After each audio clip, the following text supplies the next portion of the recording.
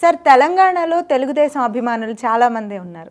వాళ్ళ ఓటు బ్యాంకుని ఎవరు వినియోగించుకోబోతున్నారు? అలాగే రానున్న ఎన్నికల్లో తెలుగుదేశం ఏ విధంగా ఉండబోతుంది తెలంగాణలో? మీరు అన్నట్టే తెలుగుదేశం పార్టీ పుట్టింది తెలంగాణ గడ్డ పైన. అవును. ఆంధ్ర కంటే కూడా ఈరోజు కూడా తెలంగాణలో చెక్కు చెదరనటువంటి క్యాడర్ ఉంది తెలుగుదేశం పార్టీకి.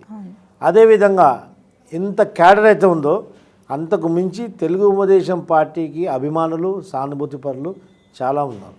ఎందుకంటే తెలుగుదేశం పార్టీ పుట్టింది ప్రజలే దేవుళ్ళు, సమాజమే దేవాలయం అనే ఒక గొప్ప నినాదంతో అట్టడుగు వర్గాలకు రాజ్యాధికారం కల్పించే ఒక ఆశయంతో తెలుగుదేశం పార్టీ ఆవిర్భవించింది.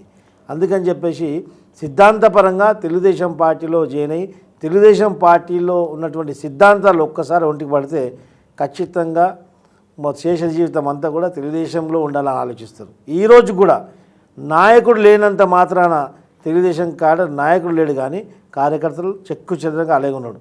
ఒక్క నాయకుడు తెలుగుదేశం కాడర్ని రా కదిరిలా తెలుగుదేశం పార్టీ పిలుస్తుందంటే దాచిపెట్టినటువంటి పచ్చ చొక్కా దులిపి మళ్ళేసుకొని జై తెలుగుదేశం అని మళ్ళీ రోడ్లపైకి ప్రజల గురించి వస్తారు.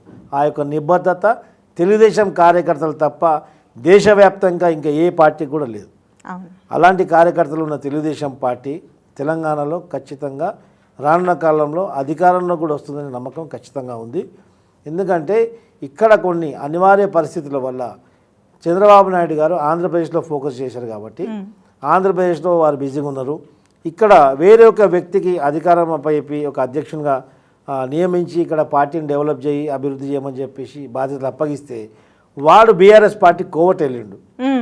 బీఆర్ఎస్ పార్టీ కోవట్ వెళ్ళి బీఆర్ఎస్ పార్టీకి అనుకూలంగా వ్యవహరించి ప్రజా సమస్యలపైన దృష్టి పెట్టకుండా ఏ విధంగా తెలుగుదేశం పార్టీ నిర్వీర్యం చేయాలా, బీఆర్ఎస్ పార్టీని మేలు చేకూర్చాలని చెప్పేసి ఆలోచిస్తే మాలాంటి నిబద్ధత గల్లా కరడు కట్టిన తెలుగుదేశం వాదులందరూ అలాంటి వాడిని కాలర్ బట్టి బైక్ నెట్టేయడం జరిగింది.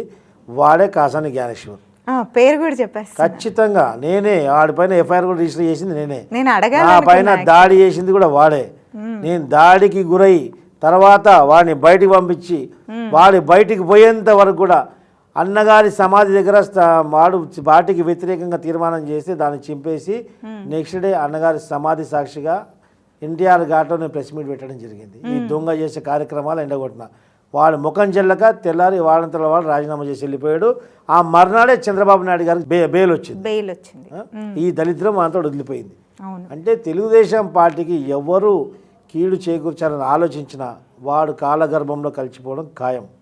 ఎంతోమంది తెలుగుదేశం పార్టీకి ఉపయోగించుకొని తెలుగుదేశం పార్టీలో పదవులు అనుభవించి తెలుగుదేశం పార్టీని కనుమరుగు చేయాలని ఆలోచించారు. గతంలో ఎల్రమణ కానివ్వండి, ఎర్రబెల్లి దయాకర్ కానివ్వండి, ఇలాంటి చాలా నాయకులు ఉన్నారు. వీళ్ళందరూ ఈరోజు ఎక్కడున్నారు? రోడ్డు మీద నిల్చుంటే ఆయన అన్నాడు అరే వాడు రా అంటారు. అంత వాళ్ళ యొక్క వ్యక్తిగత క్యారెక్టర్ లూజ్ అయిపోయింది, వాళ్ళకు కోల్పోయారు. అది తెలుగుదేశం పార్టీలో ఉన్నటువంటి ఇంపార్టెన్స్. ఇప్పుడు మా నాయకుడు లేనంత మాత్రాన తెలుగుదేశం పార్టీకి తెలంగాణ శాఖకు ఒక అధ్యక్షుడు లేకపోయినా ఖచ్చితంగా పోలిట్ బ్యూరోలు ఉన్నారు, సీనియర్ నాయకులు అందరూ, రాష్ట్ర కమిటీ అదేవిధంగా ఉంది. ఖచ్చితంగా ప్రజా సమస్యలపైన అనిత్యం స్పందిస్తున్నాం, మేము పనిచేస్తూనే ఉన్నాం. ఈ ఎన్నికల్లో గత ఎన్నికల్లో అనివార్య కారణాల వల్ల మేము పోటీ చేయలేదు. ఈ ఎన్నికల్లో ఎంపీ ఎలక్షన్స్లో కూడా మా జాతీయ అధ్యక్షుడు చంద్రబాబు నాయుడు గారి యొక్క ఆదేశాల మేరకు పోటీ మేము చేయట్లేదు.